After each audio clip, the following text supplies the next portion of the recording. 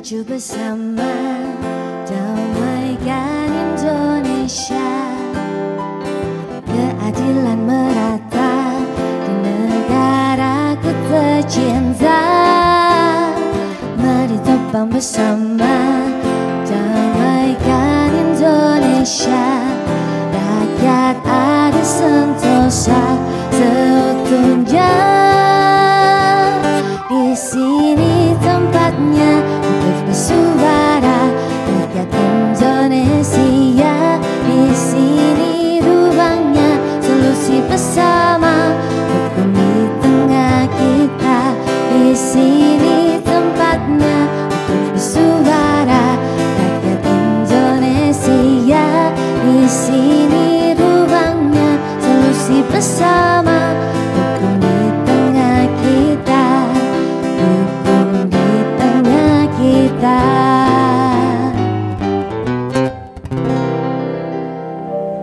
Assalamualaikum warahmatullahi wabarakatuh. Waalaikumsalam warahmatullahi wabarakatuh.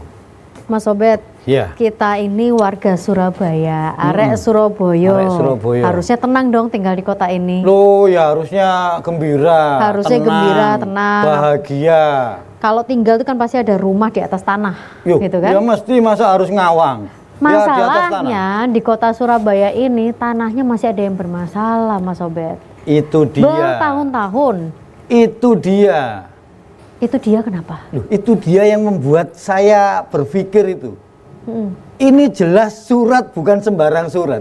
Surat bukan sembarang Suratnya superhero ini. Sampai sekarang itu belum ada perkembangannya sama sekali. Nah iya, karena surat superhero itu tadi, ini kan suratnya huluk. Oh iya, gede. warnanya hijau soalnya Ijo. kan. Tapi kemarin itu kabarnya warga yang punya surat hijau itu udah sempat hearing juga ke Komisi 2 di DPR RI. Nah, kita coba lihat dulu ya liputan teman-teman di lapangan seperti apa hasil dari pertemuan dengan Komisi 2 DPR RI. Iya, kita lihat langsung aja.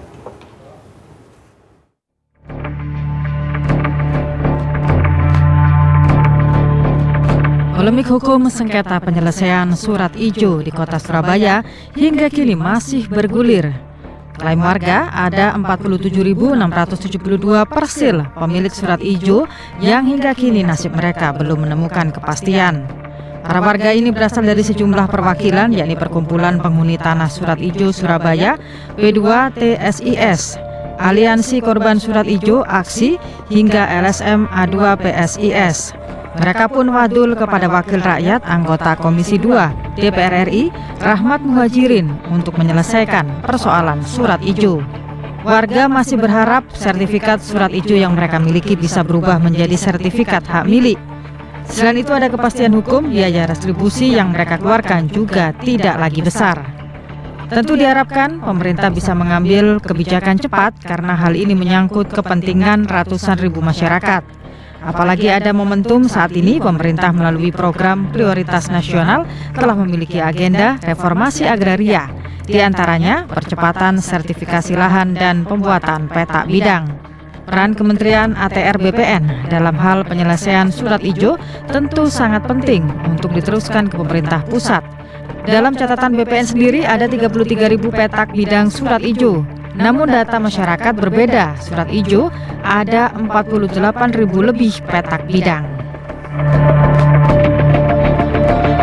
Oke Mas Obed, mungkin kita nggak banyak ngomong karena hari ini kita ngundang banyak orang dan kita mau tahu update-nya seperti apa hasil dari yang Komisi 2 DPR RI ya. Supaya kita itu tidak mereka-reka gitu ya. Kita tidak tahu pasti gitu ya. Kita langsung undang hadir di tengah-tengah redaksi hukum di tengah kita anggota Komisi 2 DPR RI Bapak Rahmat Muhajirin SH. Pak Rahmat, kami persilakan untuk bergabung bersama dengan kami. Selamat malam Pak Rahmat. Selamat malam Pak. Kemudian bergabung juga bersama dengan kami. Malam Pak, matur nuwun sudah rawuh. Profesor Dr. Sunarno Edi Wibowo SHM Hum Dewan Penasehat Peradi Surabaya. Pak Bowo, monggo. Kemudian juga Pak Haryono Ketua Umum Komunitas Pejuang Surat Ijo Surabaya KPSIS. Pak Haryono, monggo. Berikutnya ada Pak Saleh, Koordinator Aliansi Korban Surat Ijo Aksi. Pak Saleh, monggo. Monggo bisa di situ, J. Dan Pak Bambang Sudibyo, Ketua Harian Perkumpulan Penghuni Surat Ijo Surabaya P2TSIS. Bapak, selamat malam. Pak Bambang Sudibyo. Selamat malam, Mbak. Dan pastinya juga warga Surat Ijo semuanya yang juga sudah hadir di studio. Kami informasikan dulu, kami juga mengundang dari pihak Pemkot dan juga pihak BPN Provinsi Jawa Timur, namun berhalangan untuk hadir pada malam hari ini. Acaranya banyak sekarang. Saya langsung ke Pak Rahmat. Tutup tahun ya. Iya. Pak Rahmat, boleh diupdate ini seperti apa? Secara singkat, biar kita dapat gambarannya. Jadi perkembangan masalah surat izin atau IPT ini, kemarin terakhir rapat dengan Pak Menteri ATR BPN. Insya Allah dalam tahun ini, artinya tahun 2023, insya Allah akan diselesaikan. Namun demikian menunggu dulu penyelesaian permasalahan tanah yang di Blora, Jawa Tengah. Oke. Ya, sudah nanti, ada janji 2023 ya? Iya, Pak Rahmat sebentar Pak, saya izin dulu sebentar, karena kita harus jeda dulu.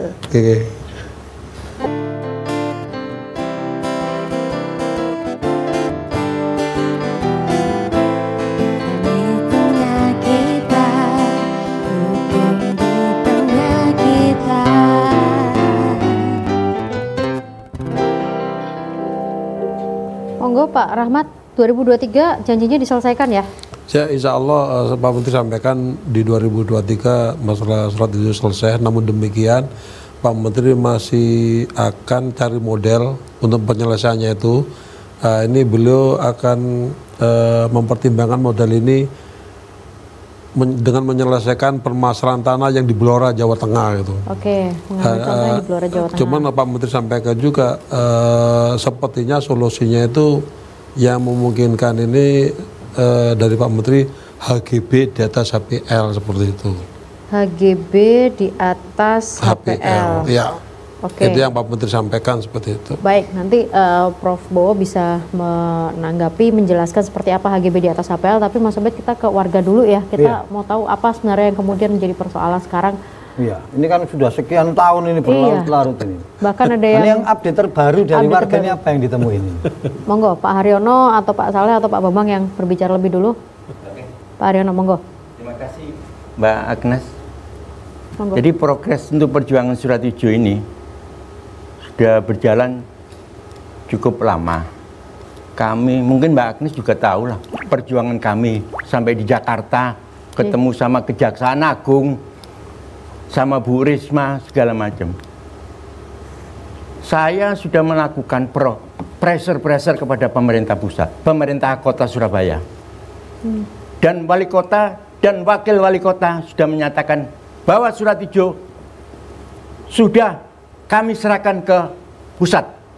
Surat Ijo sudah diserahkan ke pusat. Setelah saya tanya wali kota, mana buktinya kalau Anda sudah mau menyerahkan ke pemerintah pusat? Tunjukkan buktinya biar masyarakat tahu. Ternyata wali kota tidak bisa menunjukkan. Kami terus berjuang ke pemerintah pusat sampai kita mengeluarkan surat dari Kementerian Dalam Negeri, surat perintah dari Kementerian Dalam Negeri yang bunyinya untuk mengklarifikasi Perda nomor 1 tahun 2022.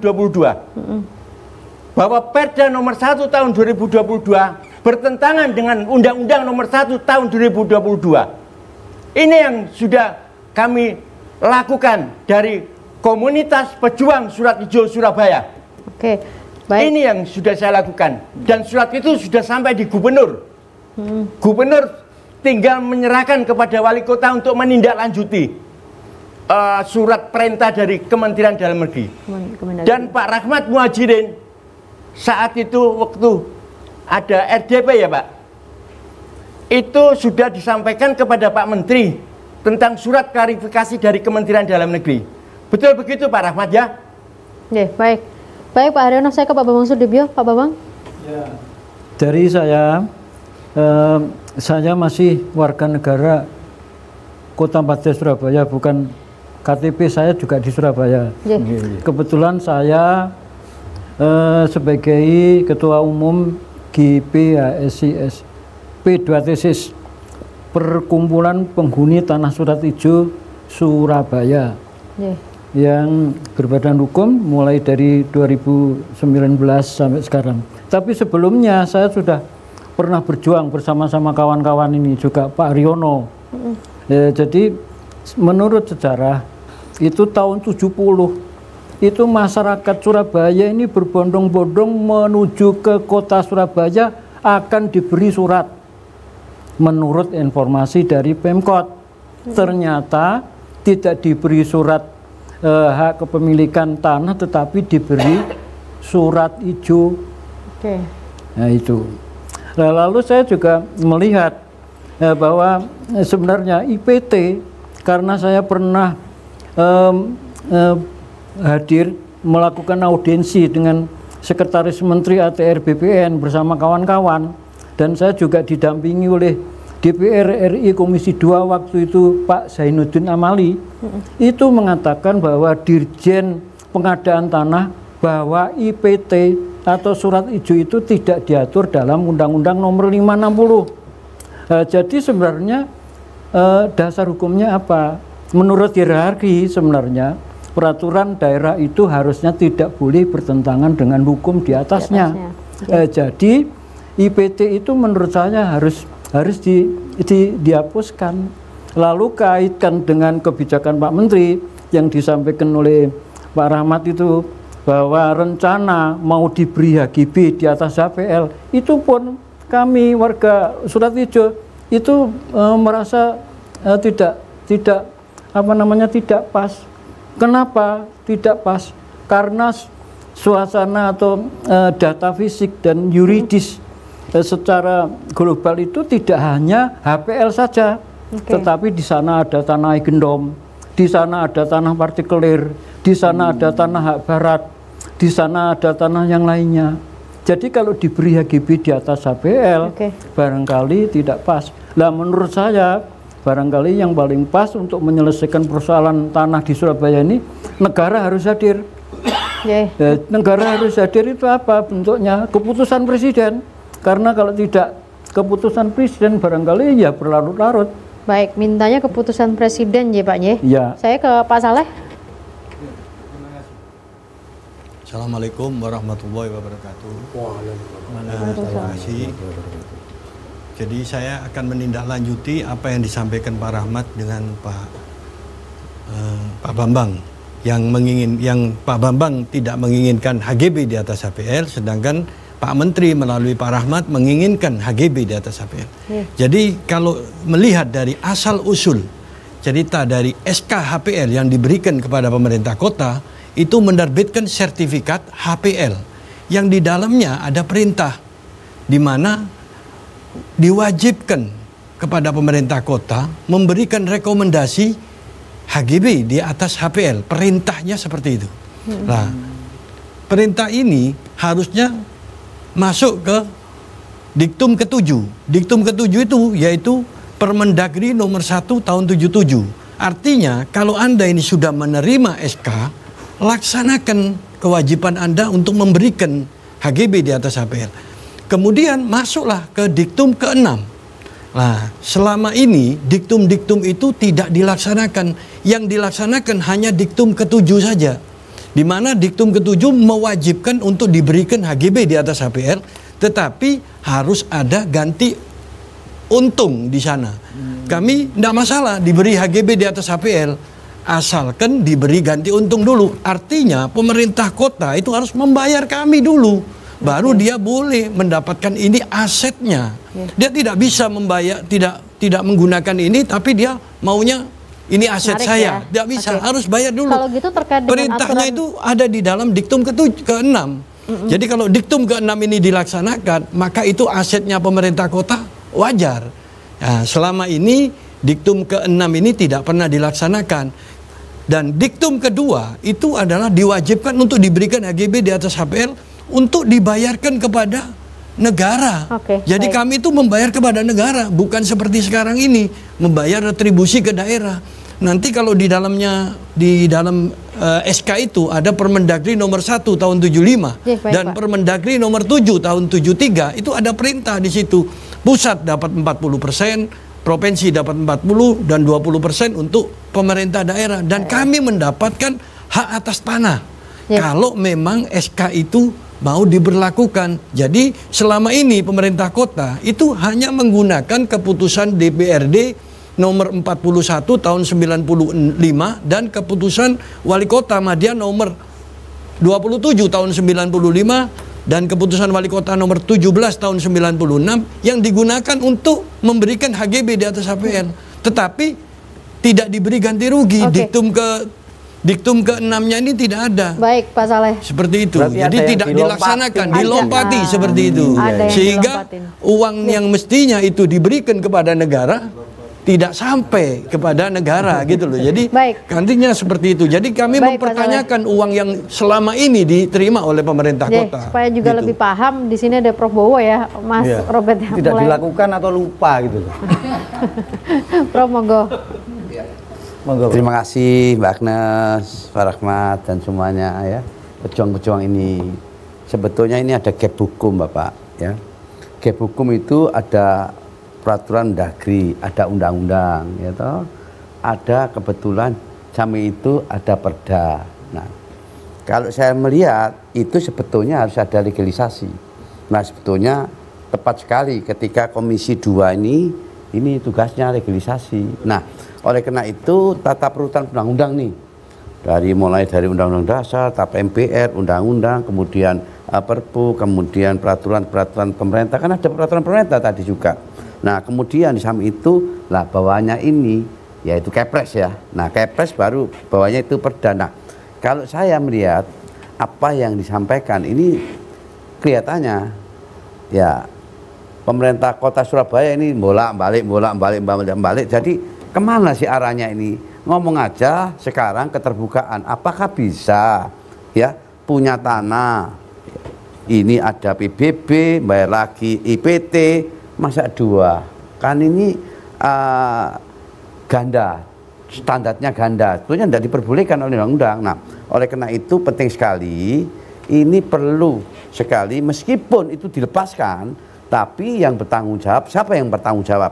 Apakah DPR 32, apakah khususnya pemerintah kota? Saya kelihatannya ini adalah merupakan satu, yaitu aset BUMD kalau nggak salah, Badan Usaha Milik Daerah, atau khususnya aset daerah. Dari aset daerah ini berhubungan dengan adanya sudah dikunci dengan undang-undang nih. Nah, dari penguncian ini berarti nanti apa? Nah, ini saya kira lama, perjuangan ya akan habis. Mulai kapan, mulai sampai ini banyak yang sudah berguguran. Tapi yang jelas saya kelihatannya apapun keputusan presiden sebagai kepala negara dan kepala pemerintah itu yang bisa menyelesaikan dalam arti merevisi. Dalam arti merevisi ya undang-undang yang saya sampaikan tadi. Merevisi itu sesuai dengan apa yang diharapkan warga atau gimana? Sesuai dengan diharapkan warga. Kalau itu memang kalau kita melihat sejarah ya, berarti sejarah itu adanya itu Agendum Komite kalau nggak salah, terus 59 terus Undang-Undang Agraria 5 tahun 60. Jadi itu sebetulnya visinya dari situ, maknanya dari situ. Ternyata ini adalah perjuangan. Nah, dari perjuangan ini ternyata akhirnya dibungkus untuk menjadi satu aset daerah. Sebetulnya kalau dulu ya kita bicara, kalau dulu ini untuk apa peruntukan? Ketika orang-orang lama itu nggak taunya akhirnya dibungkus dengan adanya surat ijo. Padahal surat ijo itu adalah sewa, sebenarnya bukan. Keinginannya itu harus ada haknya, tapi dipelintir oleh pemerintah kota dulu, Kota Praja. Nah, sekarang ini dibungkus dengan undang-undang A, B, C, D. Akhirnya apa? Bingung.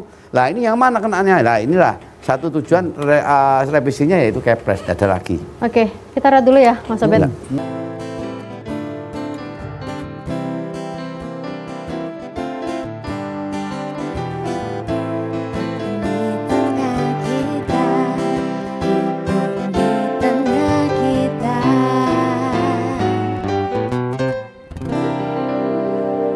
Investigasi saya ini Bu, katanya IPT itu ada restribusinya. Jadi ada pembayaran, IPT itu pengeluaran sendiri kan ya. Jadi ada, Pak monggo Pak dibantu dijelaskan, ada berapa banyak pengeluaran sih Pak sebenarnya Pak untuk, iya maksudnya penarikannya. Restribusi, retribusi, PBB, PBB, dana partisipasi. Dana partisipasi. Iya. Waduh, luar biasa. Sewa itu yang Iya, retribusi itu. Ini ya, retribusi, PBB sama dana partisipasi. Kalau kita memperoleh HGB di atas HPL 20 tahun. Oh, nah, baru kita dimintai dana partisipasi. Berarti itu. Sekarang dana partisipasi belum ada. Tetapi begini, HGB di atas HPL-nya itu kita yang bayar. Mestinya kalau saya diberi HGB di atas HPL, saya yang dibayar. Karena tanah ini yang saya duduki harus Anda miliki sesuai diktum ke-6. Bayarlah saya, karena saya udah lebih dulu menempati. Nah, ini enggak dibalik gitu loh. Saya yang disuruh membayar, kemudian saya bayar lagi dana partisipasi itu. Jadi ditumpuk 2 kali, sudah bayar retribusi, bayar HGB di atas HPL, bayar partisipasi. Kalau PBB itu memang kita punya ini pembayaran wajib, kita boleh. Tetapi kalau kita dapat hak atas tanah, masa kita bayar PBB, hak atas tanah kita tidak ada. Tapi kita diberi surat hijau. Sorry Pak, kalau saya boleh tahu berapa Pak yang harus dibayar? Yang saya 8 miliar. Yang untuk partisipasinya, HGB di atas HPL-nya 10 miliar. Untuk bisa mendapatkan HGB di atas HPL, untuk mendapatkan HGB di atas HPL dengan menggunakan peraturan yang lampau. Jadi tidak menggunakan diktum ke-6. Padahal dia dapat SK itu. Tiap tahunnya retribusi yang harus disetorkan? Tidak dibayar lagi. Kalau kita sudah bayar 18 miliar itu sudah tidak membayar lagi. Ini berarti kan kalau sebelumnya 122 juta tiap tahun. Per tahunnya. Per tiap tahun. Ya. Bapak juga rata-rata segitu. Ya, tergantung luas tanah, tergantung tempatnya. Itu karena tidak tahu ya kita bayar. Tapi setelah tahu ya mohon maaf. Pak Bambang, sebelum saya ke Pak Rahmat. Tambahkan dari informasi dari saudara kita Pak Soleh. Pak Soleh ini memang ada usaha di Perak. Terus kemudian kebetulan saya waktu itu memang diminta data-data itu mau saya kirim ke KSP. Salah satu diantaranya adalah karena retribusi IPT itu mati tidak kemudian bisa diperpanjang tetapi diberi HGB di atas HPL 20 tahun. 20 tahun disuruh membayar 18 miliar. Yang 10 itu untuk memperpanjang itu tadi HGB itu tadi, yang 8 miliar itu partisipasi. Nah, ini yang mungkin saya ingin menjelaskan itu. Dan ini sudah saya kirimkan ke pusat. Ini partisipasinya ini dibayarkan ke siapa, Pak? Nah, ini ke Pemkot. Ya. Jadi gini, Pak. Baik. Artinya kan negara tuh. Saya ke Pak Rahmat dulu sebentar ya. Pak, ini kan dari Kementerian sendiri juga sudah ada surat ya. Saya tadi sempat di forward juga untuk bisa menindaklanjuti aturan Perda supaya sesuai dengan Undang-Undang 1 2022. Pak Rahmat sudah sempat membacanya juga pasti ya? Ya, saya sempat membaca itu surat dari Mendagri kepada Gubernur. Itu gimana Pak? Ya Gubernur, masalah klarifikasi soal pungutan tadi itu, juga masalah penyerahan surat ijo seperti itu. Nah, ini mungkin juga muncul ya di layar. Ini gimana ini berarti maksudnya Pak? Ya, artinya tadi sudah sampaikan bahwa tidak boleh satu objek itu dipungut 2-3 kali. Dari satu. Itu yang pertama itu. Terus kemudian yang saya pahami itu, kemudian yang kedua, permasalahan surat hijau ini itu juga harus mengacu kepada surat Menteri ATR BPN yang terdahulu, yang tahun 2019 kalau nggak salah. Itu ada surat Menteri ATR BPN kepada Gubernur juga masalah solusi penyelesaian surat hijau. Apa waktu itu solusinya Pak? Nah, yang tadi disebutkan Bapak-Bapak itu salah satunya terus diinventarisir dulu, dilihat asal usulnya dulu, karena surat hijau ini tidak dari satu perolehan gitu, banyak sekali, yang ada 5 kalau nggak salah itu ruangnya. Nah, kemudian nanti di klaster-klaster. Tadi sampaikan Pak Soleh ya. Dulu ya. Ya, mana yang diperoleh dari memang perolehan dari berasal dari tanah desa, kemudian perolehan dari Gemeente dan sebagainya. Itu sampai sekarang belum dilakukan kah? Belum. Oh, belum diklarifikasi. Karena kan itu sebenarnya dari tahun 2000 di klaster-klaster kan dari 2019. Iya. Itu sampai sekarang belum ada inventarisir yang dilakukan. Belum ada laporannya sampai sekarang. Belum ada laporannya. Iya. Oke. Warga juga tidak tahu ada klaster-klasteran itu? Karena sama-sama takut melaksanakan. Jadi yang sekarang ini tidak berani melakukan satu tindakan hukum, dikhawatirkan ada akibat hukum di situ. Jadi pemerintah kota sekarang ini tidak berani melaksanakan pelepasan, padahal punya perda pelepasan, tapi tidak berani melaksanakan. Jadi perda pelepasan yang selama ini ada itu tidak sesuai dengan aturan yang sebenarnya, karena perda pelepasan itu tanah negara yang mau dilepas. Jadi akan ada akibat hukum lagi nanti, sehingga tidak berani. Jadi stagnan sekarang ini. Ya satu-satunya jalan adalah kepada presiden dengan memohon ke pres.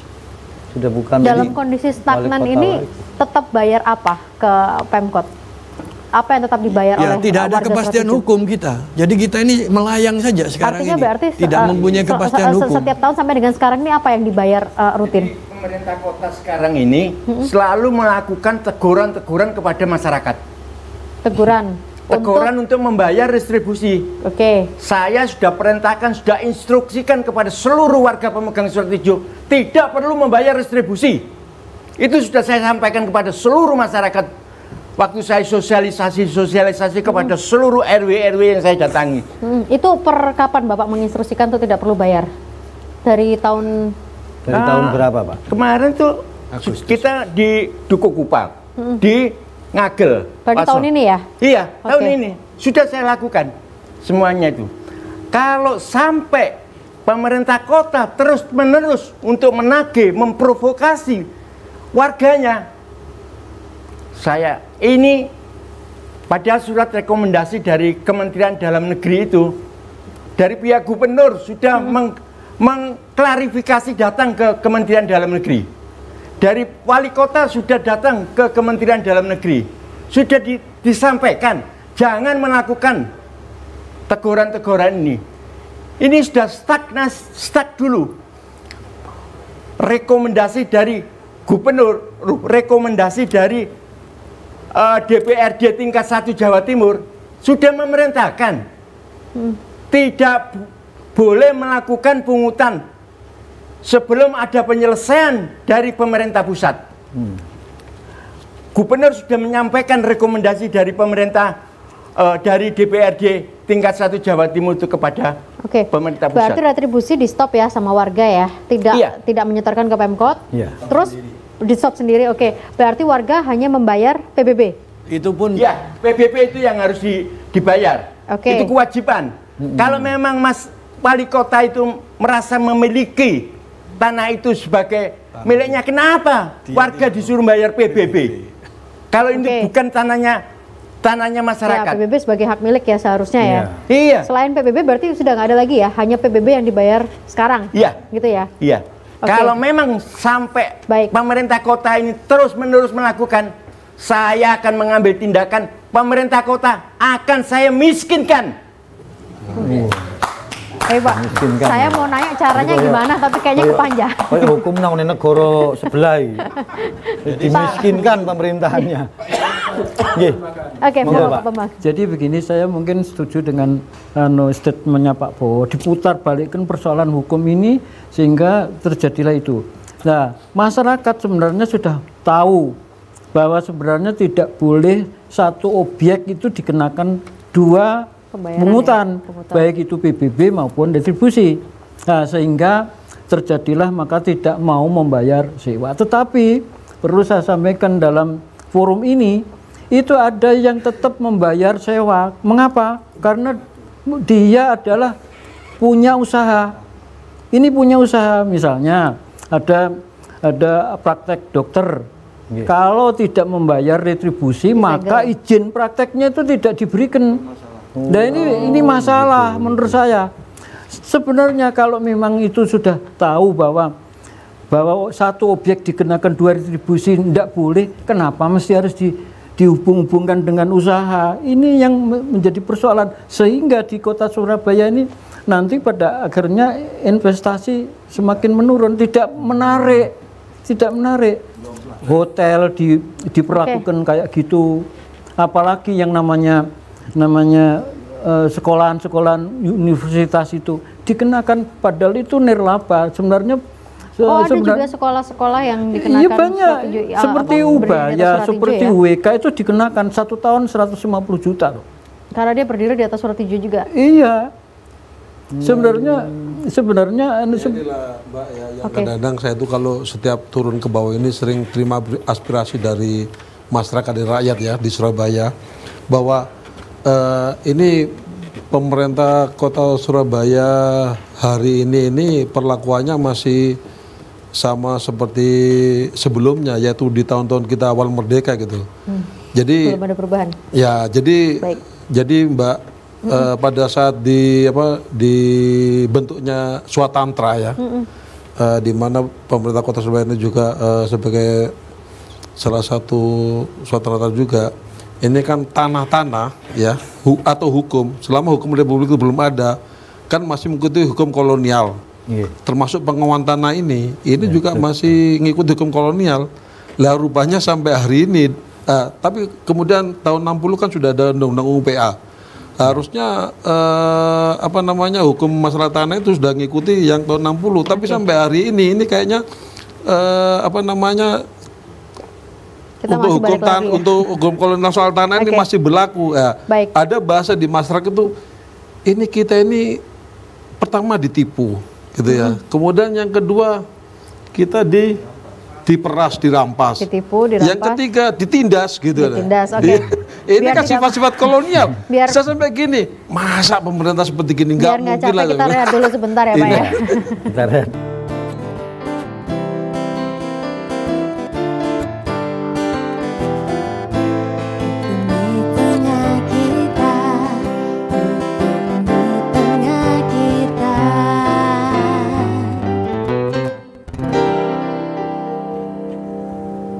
Memang rumit banget ini. Ini mungkin perlu diludrukkan Mas Obed untuk kayaknya bikin dibuat cerita gitu ludruk lucu ini Pak. Karena perjuangannya sangat panjang, memang saya juga mengikuti perjuangan dari teman-teman warga Surat Ijo. Pak Saleh sebentar Pak, karena saya mau minta pencerahan ke Pak Bowo dulu. Ada Undang-Undang 1 2022 ya tadi yang juga disampaikan, dan itu harus bisa ditindaklanjuti oleh pemerintah daerah untuk menyesuaikan aturan daerah dengan Undang-Undang 1 2022. Apa yang diinginkan oleh undang-undang itu yang bisa memfasilitasi harapan warga terhadap Surat Ijo, Pak Bowo? Ya, emang ini benturan semua. Ada peraturan Mendagri 27, ada undang-undang juga nomor 1, ada juga tentang hubungannya dengan PP. Kalau nggak salah, demikian peraturan pemerintah nih. Ada 3 hal. Nah, kemudian ini ada lagi Perda. Nah, dari semua itu sebetulnya ini dibenturkan ini dibenturkan ini. Seakan-akan saya tahu, kelihatannya pemerintah kota ini nggak ikhlas ketika masyarakat itu ingin memiliki sebetulnya. Tapi dibodohi. Janganlah. Kalau bodohi itu bisa nanti keluar lagi. Jadi penguasa itu seperti itu, dia punya haknya membuat suatu aturan. Nanti aturan ini, nanti ada aturan lagi dilegalisasi oleh kebetulan Pak Rokpat. Nanti tapi dengan adanya Undang-Undang 1 2022 itu artinya yang harus ditarik kepada warga ini apa? Ya otomatis kalau dikeluarkan mau nggak tak sakan SHM, tapi dengan catatan bayaro, itu loh. Per meter berapa, itu kan nggak boleh. Ini dilepaskan, kalau nggak bisa. Jadi melepaskan sesuatu IPT, hak kepemilikan sebetulnya bukan hak kepemilikan itu, hak sewa dulunya itu milik. Saya tadi katakan bahwa Egendom Gemite, jadi itu adalah milik kolonial dulu dikuasai. Akhirnya merdeka, sebetulnya sudah ada PP 32 tahun 79 sebetulnya. Ketika sudah menempati 20 tahun boleh, tapi diganjal. Wadah ini. Akhirnya apa? Akhirnya sebetulnya saya sendiri biar tahu, kalau ini biar tahu ya, biar tahu semua bahwa ini sebetulnya kemana sih uang sebetulnya. Saya ingin tahu apakah ada audit ini. Dibawa kemana? Kalau itu memang uang negara, itu uang dari pemerintah kota atau uang dari negara. Kalau tanah negara itu berarti masuknya kemana Pak? Loh, masuknya ke negara, tapi sekarang ini saya tanya, tanya saya ini, biar tahu masyarakat, kemana uangnya itu, sampai masukkan di mana, rekening apa rekening Pemkot atau rekening harus jelas. Iya, apa betul. Itu? Ya, saya minta tahu biar bayarannya itu kemana? Bagaimana itu? Pak Soleh? Iya. Ini Pak Soleh, mumpung kesempatan ini, kesempatan. Betul. Jadi biar tahu ketika nantinya masyarakat jangan supaya dibodoh-bodohi uangnya masuk kantong atau masuk apa. Nah ini jelas Biar nanti KPK tahu gitu loh. Iya, sudah diaudit Pak Bowo. Ya, terus sama BPKP. Ya, BPKP. BPKP itu sudah melaksanakan audit bahwa neraca dari pemerintah Kota Surabaya hanya Rp1. Gitu loh. Kok gitu? Iya. Itu kita bukan orang auditor, Pak. Iya, iya, terus. Jadi mungkin Pak Bowo ini mengerti lah hukum tentang neraca itu, Pak. Maksudnya aset pemerintah kota. Bukan.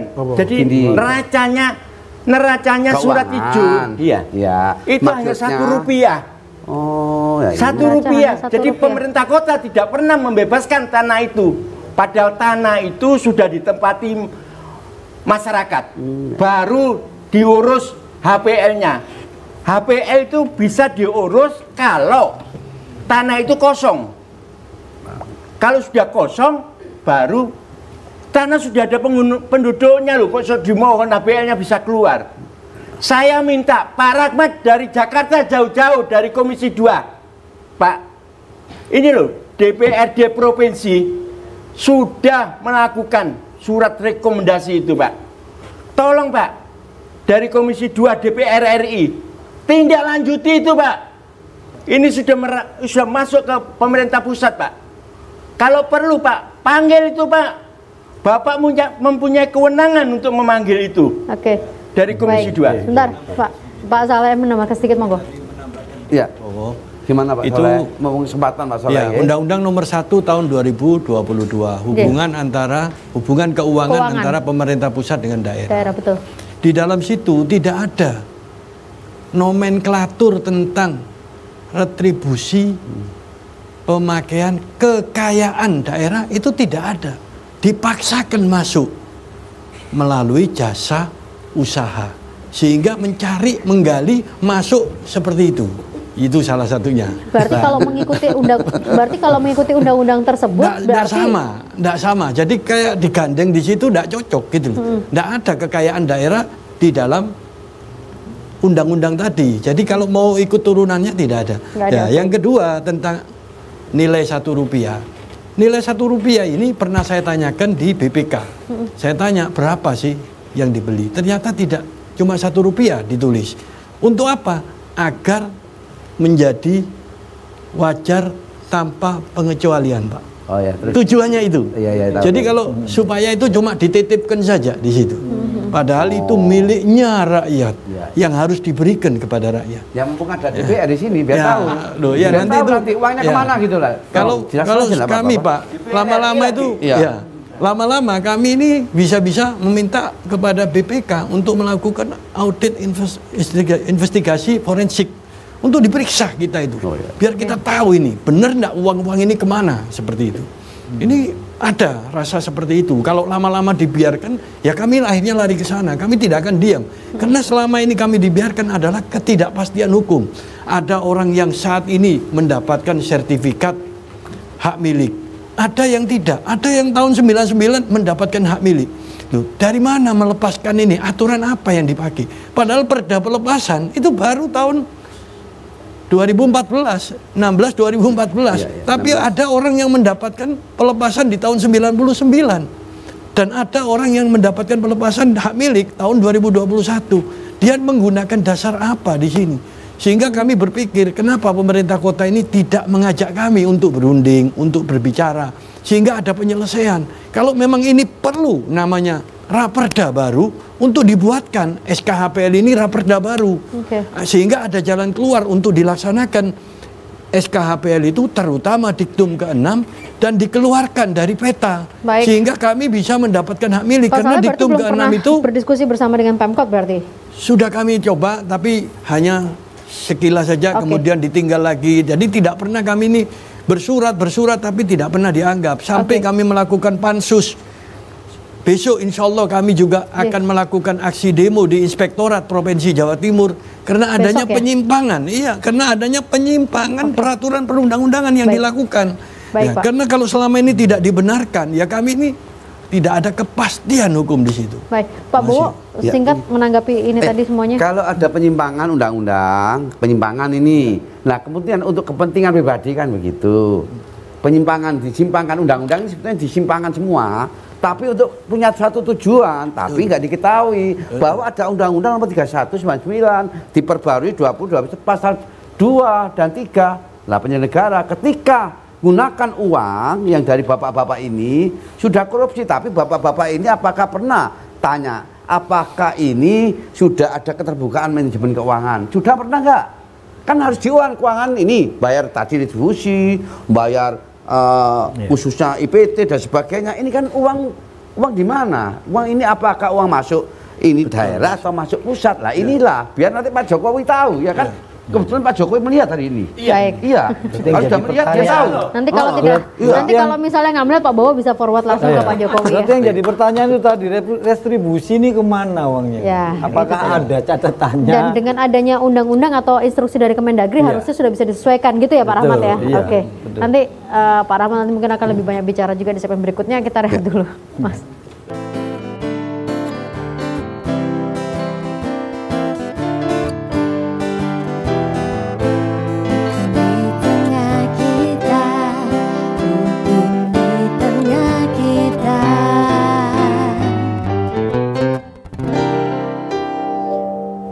Mas Robert, kita tahu forum ini pasti sangat-sangat tidak cukup untuk membahas persoalan yang sudah puluhan tahun berlangsung. Betul, aduh. Sangat-sangat. Mungkin kita hanya memfasilitasi unek-unek apa sih yang selama ini dirasakan. Tapi mudah-mudahan ini bisa dilanjutkan nanti ya dengan hearingnya dengan teman-teman DPR. Ini juga didengar sama pemerintah kota Surabaya supaya bisa mencarikan jalan keluar yang terbaik lah. Waktunya tidak banyak. Terima kasih buat warga tadi sudah bersuara. Apa singkat Pak? Gini, saya ini sudah RDP ke DPR RI. Oke. Ya. Ini DPR RI-nya udah datang Pak? Iya. Ini namanya Pak Rahmat Muhajirin ini yang memfasilitasi kami komunitas pejuang Surat Hijau sampai ketemu dengan Junimat Gersang. Oke. Gitu loh. Junimat Gersang bilang, kenapa Perda ini kok ada diskriminasi Perda ini? Gitu loh. Tolong Pak Rahmat itu dikawal itu, Pak Junimat Gersang itu Pak. Baik. Baik, Pak Bambang mungkin menambahkan singkat. Ya, saya waktu RDPU itu di DPR RI Komisi 2 saya datang sendiri, saya juga menyampaikan. Ya salah satu diantaranya saya mengusulkan melalui DPR RI Komisi 2 negara harus hadir dengan keputusan presiden. Baik. Itu sudah saya sampaikan pada beliau. Oke, mudah-mudahan nanti bisa ditindaklanjuti. Masalah singkat? Jadi pemerintah kota selama ini itu menggunakan dua aturan. Satu menggunakan perda, yang satu perda izin pemakaian tanah, yang kedua dia menggunakan keputusan DPRD tentang pemberian HGB di atas HPL. Jadi ada dua versi. Padahal pemerintah kota sendiri itu punya SK HGB di atas HPL, bukan punya SK IPT. Jadi dia melaksanakan IPT ini tidak ada SK. Tidak ada dasarnya ya? Tidak ada dasarnya. Pak Saleh tahu nggak berapa persen Pak yang boleh dihitung kalau dari surat hijau itu jadi perda ini tidak ada luas tanahnya, tidak ada lokasinya di mana, tidak diketahui. Tahunya itu dari SK. Dengan adanya SK inilah baru diterbitkan keputusan DPRD, baru bisa. Ini yang selama ini terjadi itu terbalik. Jadi keputusan dibuat dulu sehingga tidak bisa dilaksanakan sampai sekarang. Tahu nggak atau ini dari surat hijau itu yang ke PAD-nya Surabaya itu berapa persen Pak dari surat hijau? Terakhir yang Bapak tahu? Terakhir itu 40 yang terakhir 40 M gitu katanya. 40 M terakhir diperolehnya seperti itu. Tahun 2 tahun yang lalu 60 M kurang lebih seperti itu. Nah, ini sekarang makin menurun ya, mungkin warga juga mulai banyak tahu haknya dirampas mulai seperti menyadari. Baik. Saya ke Pak Bowo dulu singkat baru ke Pak Rahmat. Oleh karena ini adanya satu tentang gap aturan, baik aturan PP, aturan undang-undang, kemudian Kemendagri, Perda, DPRD tingkat 2. Jadi sebetulnya satu aja, ini presiden harus memulai untuk buat satu kepres agar ini selesai. Kalau sampai kapanpun akan dibulet-bulet, percaya sama saya. Oleh karena saya berharap sebelum masa baktinya Pak Presiden Jokowi, Pak Jokowi membuat satu kepres untuk Surabaya. Amin. Pak Rahmat, monggo Pak Rahmat. Yang saya bingung itu kalau memang ini ada banyak kesalahan, kenapa ini berlangsung sampai puluhan tahun dan tidak bisa ada penyelesaian secara jelas begitu. Ya, apalagi tadi sudah penyalahan sampaikan hukum. disinggung oleh bapak-bapak semua bahwa memang di sini itu ada perbedaan cara memandang ya, cara memandang masalah landasan hukum surat hijau ini gitu. Satu, yang kedua ada tumpang tindih aturan di sana gitu. Ya, artinya kalau ketika ada tumpang tindih aturan, kenapa ini bisa berlangsung, seberapa besar sih kekuatan untuk bisa terus melanjutkan tumpang tindih itu? Kemudian yang terakhir tadi sampaikan juga bahwa memang ada pihak-pihak tertentu, entah pemerintah kotanya atau oknumnya memang yang tidak menginginkan ini selesai gitu. Kalau menurut saya seperti begitu. Masih ada harapan nggak, Pak, untuk bisa terjadi sesuai dengan apa yang diharapkan warga? Kita ini kan negara-negara hukum. Harus, makanya saya sebagai anggota Komisi 2 yang bermitra dengan Kementerian ATR BPN, di mana Kementerian ATR BPN adalah salah satu tugasnya menyelenggarakan urusan pertahanan atau agraria.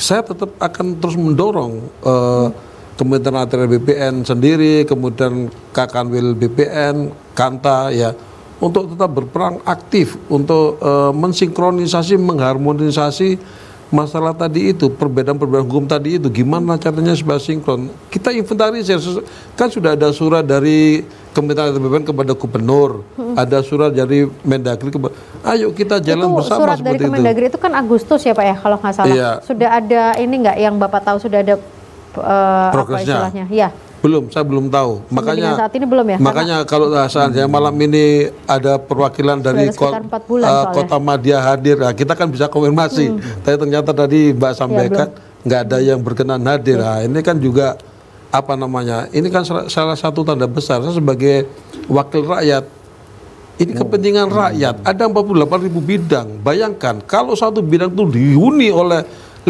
jiwa, ya, atau sampai dengan 7 jiwa, sudah berapa ratus ribu gitu loh jiwa di atas sana itu. Artinya mereka kan juga harus kita perhatikan gitu. Seperti itu Mbak. Apa itu Pak? Dipanggil. Wali kota panggil tuh Pak. Biar tahu Bapak bisa memanggil, karena ada hubungannya dengan jadi aturan. Jadi begini, kita kan punya tugas fungsi sendiri Pak. Oh, iya. Ya, jadi seperti halnya kalau tadi sampaikan Pak Haryono, DPRD kota ini tidak satu rumpun dengan DPR RI. Ya. Dengan adanya undang-undang undang-undang pemerintahan ya Pak, 14 ya, itu mereka masuk rumpun penyelenggara pemerintah daerah dari DPRD kota ini. DPRD kota bersama dengan wali kota dan wali ini mereka satu rumpun penyelenggara pemerintah kota. Jadi bukan satu rumpun dengan saya. Jadi saya tidak bisa. Tapi paling nggak mungkin bisa nitip ke temannya Bapak yang berada di DPRD kota gitu kan, mungkin dari satu partai yang sama gitu kan. Kayaknya lo ya. Kayaknya kalau masalah ini selesai itu tidak bisa karaoke. Kalau masalah ini selesai. Tambahkan sebentar Mbak ya. Kita udah close singkat saja. Surat Kementerian Dalam Negeri, memang Pak Rahmat ini dari Jakarta nggak mungkin mengawal sampai gubernur. Baik. Yang mengawal itu adalah KPSIS. Karena tembusan itu disampaikan kepada kami. Dan Pak, saya sudah menemui gubernur. Ya. Baik. Dan gubernur ini seolah-olah menahan surat dari Kementerian Dalam Negeri ini. Tolong Gubernur dengarkan ini. Baik Pak, nanti kita lanjutkan lagi forumnya nanti di berikutnya ya Mas Robert ya. Kita buka forum lebih lebar lagi. Terima kasih para narasumber, Pak Saleh, maaf banget waktunya juga habis, Pak Bambang, terima kasih Pak. Iya, kajian akademis oke Pak Haryono, terima kasih. Saya akan lebih menginvestigasi lagi. Lebih terjun ke lapangan lagi Pak Bo, terima kasih Pak Rahmat, terima kasih ya. Harapan kita kalau memang ini persoalan hukum, mudah-mudahan selesai berdasarkan hukum, karena saya khawatir tadi janjinya 2023 diselesaikan, takutnya nanti dibawa lagi ke janji politik. Nah itu ke 2024. Ya, terima kasih.